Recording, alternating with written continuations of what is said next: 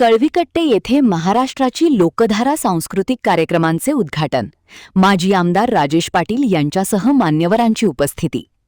श्री महालक्ष्मी यात्रेनिमित्त हिंदवी युवा मंच कळवीकट्टे तालुका गडहिंग्लज यांच्या वतीने द फोक प्रबोधन प्रस्तुत महाराष्ट्राची लोकधारा या सांस्कृतिक कार्यक्रमाचे उद्घाटन माजी आमदार राजेश पाटील यांच्या हस्ते करण्यात आले.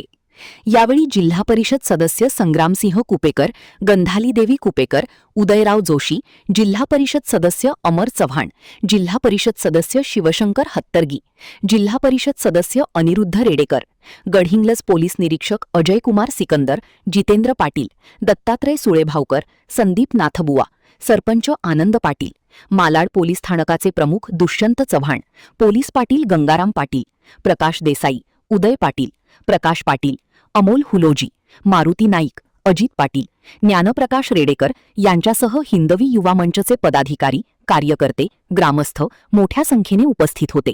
महान कार्य न्यूजसाठी प्रकाश ऐनापुरे, चंदगड